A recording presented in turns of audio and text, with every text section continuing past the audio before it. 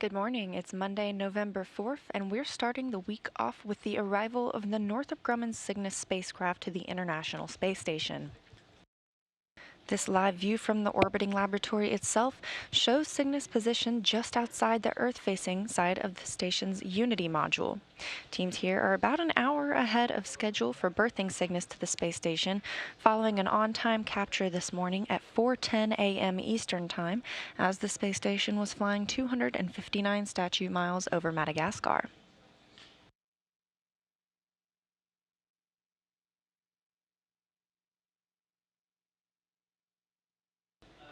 We're live from the International Space Station Flight Control Room in Houston, Texas, where the Canadarm2 is currently being commanded by robotics flight controllers here on the ground. You can see all of the flight controllers here in the room. They're monitoring all of the systems aboard the International Space Station. Lead flight director for this mission is Rick LeBrode, and he's accompanied this morning by Allison Bollinger.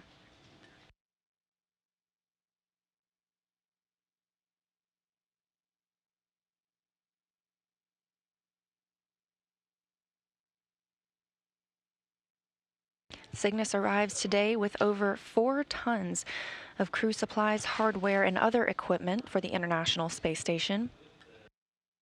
This is the largest payload Cygnus has carried to date.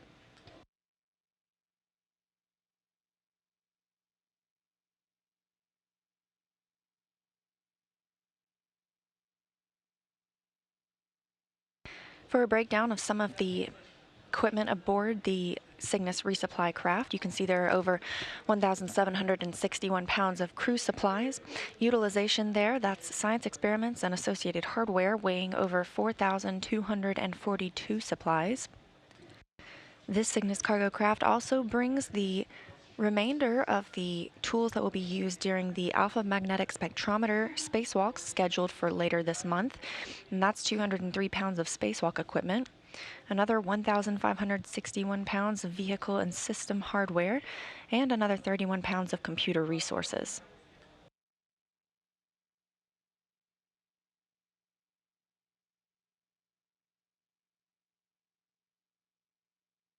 The International Space Station is currently flying 267 statute miles over the Indian Ocean, and you can see Cygnus there at the end of the Canadarm2 with its Ultraflex solar arrays extended. NASA astronaut Jessica Meir, backed up by NASA astronaut Christina Koch, captured Cygnus this morning on time at 3:10 a.m. Central, 4:10 a.m. Eastern.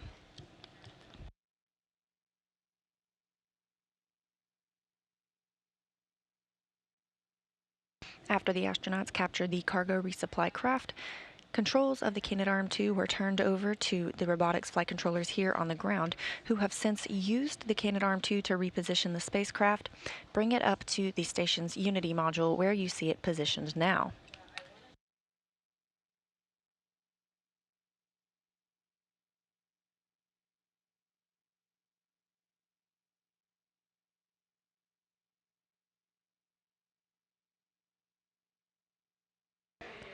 As commands come from the ground to the robotic arm, you'll see Cygnus move in very small increments while the teams perform alignment checks along the way. Some of those checks have already been conducted this morning, including using cameras to ensure that the vehicle, the Cygnus spacecraft itself, is clear of any foreign object debris.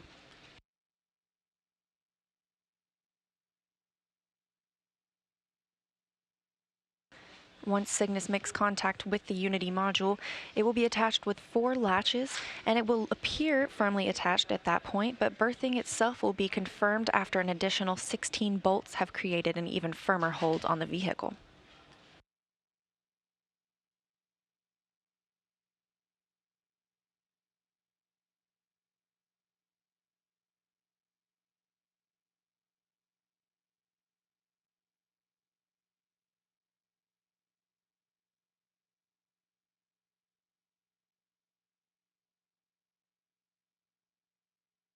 We're in a short satellite handover period, and we will regain communication with the International Space Station shortly.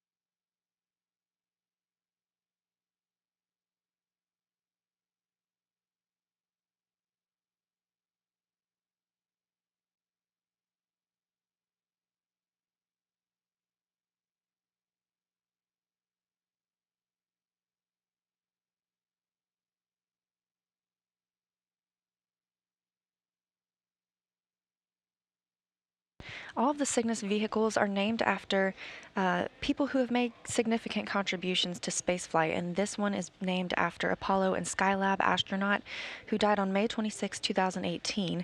That's Alan Bean. Cygnus launched on November 2nd, 2019, 50 years to the month after Alan Bean, Pete Conrad, and Dick Gordon flew to the moon on the Apollo 12 mission. On that mission, Bean became the fourth human to walk on the lunar surface, and he was the lunar module pilot aboard Intrepid with mission commander Conrad when they landed at the Ocean of Storms on the moon on November 19, 1969. 4 years later, he also commanded the second crewed Skylab mission, Skylab 3, which launched on July 28, 1973. He, along with Owen Garriott and Jack Lousma, spent 59 days in space aboard America's first space station. Now his name flies again aboard Cygnus, arriving at America and the International's space station. Oh.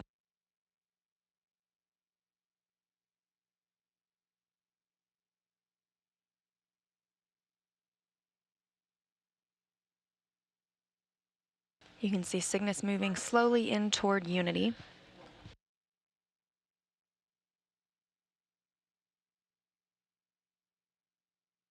In this video from the centerline berthing camera system showing good alignment with the vehicle.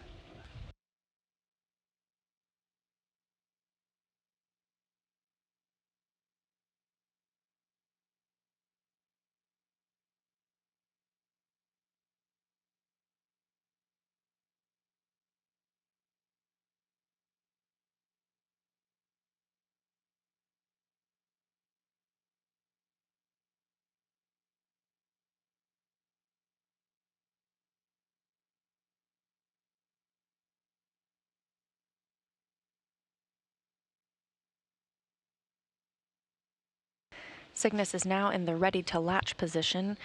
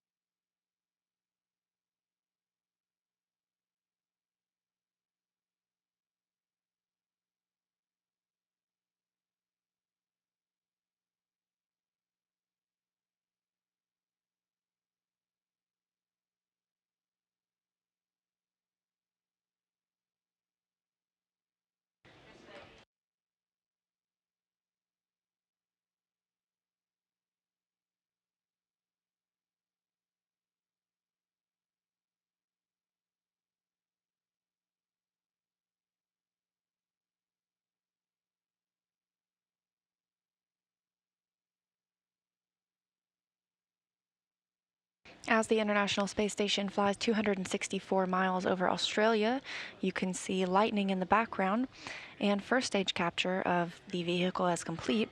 Robotic flight controllers have configured the arm into its limp mode, meaning it won't be imparting any forces on the vehicle as the next stages of capture are completed.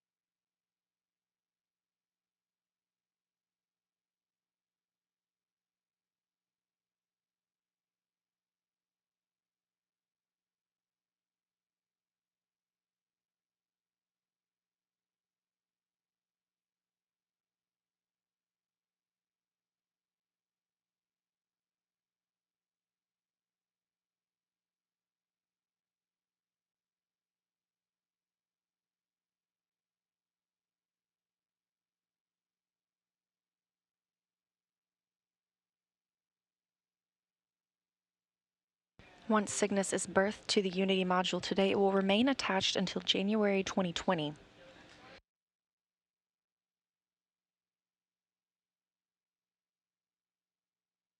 Once it departs the International Space Station, Cygnus will still stay in space for a couple of weeks to complete some additional objectives before burning up in the Earth's atmosphere upon re-entry.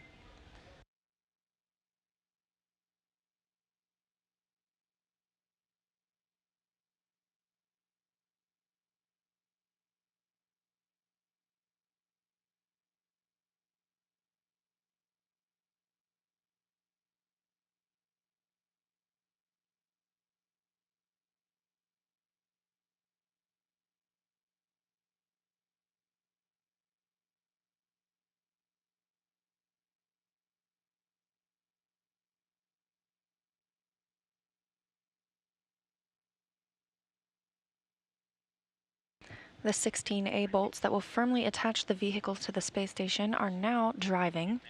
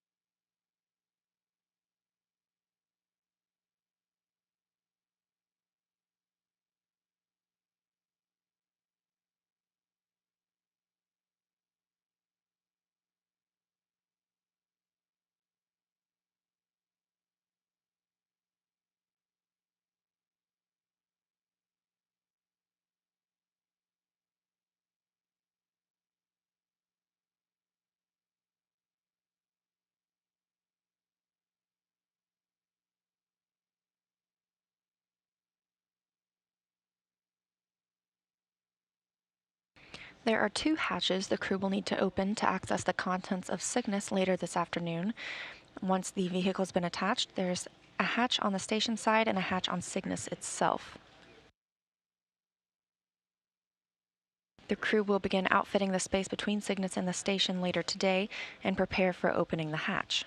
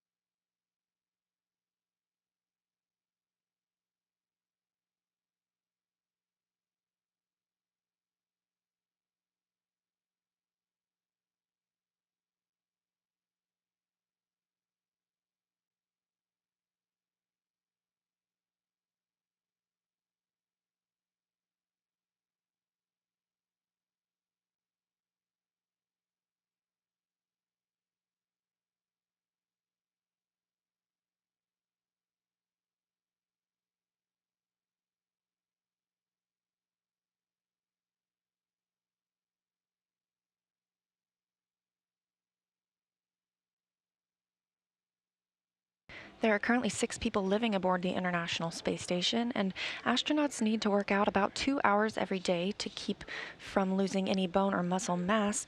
However, while the Canadarm2 is attached to the Cygnus vehicle and teams are performing alignment checks and preparing for berthing, there's no exercise allowed on the station to avoid any vibrations in the Canadarm2 and keep the vehicle aligned.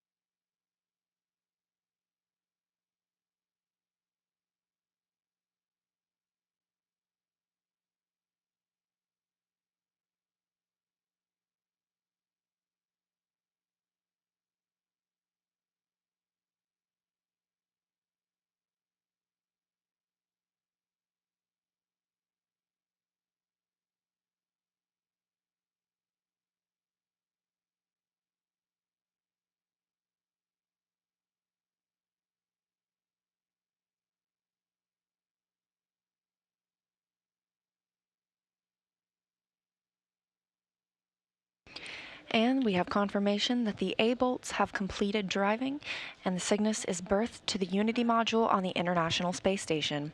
The space station was flying over the South Pacific at 5:21 a.m. Central Time when Cygnus made its final arrival.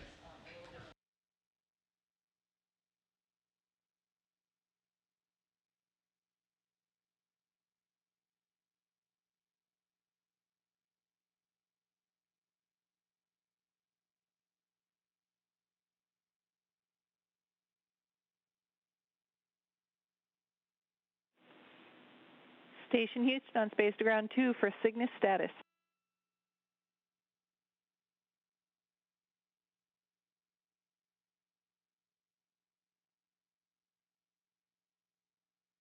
Item 2. A-bolts are complete. Cygnus is structurally attached to the ISS.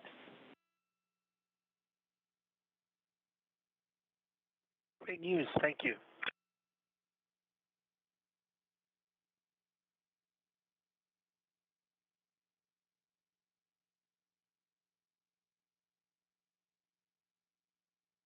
Now that Cygnus is attached to the International Space Station, the crew will begin accessing its cargo later this afternoon. Cygnus' journey began 2 days ago on November 2nd at 8:59 a.m. Central Time when it launched from Wallops Island, Virginia. And it was captured this morning by NASA's Jessica Meir and Christina Koch while flying 259 statute miles over Madagascar at 3:10 a.m. Central Time.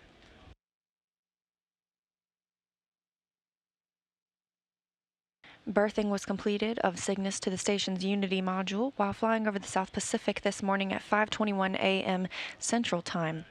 Cygnus will remain attached until January 2020.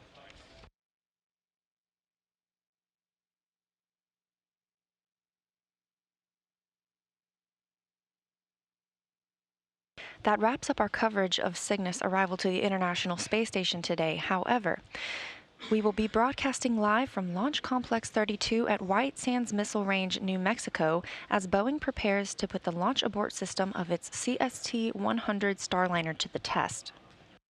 Coverage is scheduled to begin at 7:50 a.m. Central Time at 6:50 a.m. Mountain Time, and this 90-second test is designed to demonstrate Starliner's ability to quickly escape the launch pad in the event of a launch day emergency. This will be Boeing's first flight test as part of NASA's Commercial Crew Program and will help evaluate the performance of the abort system prior to missions to the International Space Station with a crew on board. NASA and commercial partners Boeing and SpaceX are working toward returning the capability to launch American astronauts to the space station in low Earth orbit on American-built spacecraft from American soil.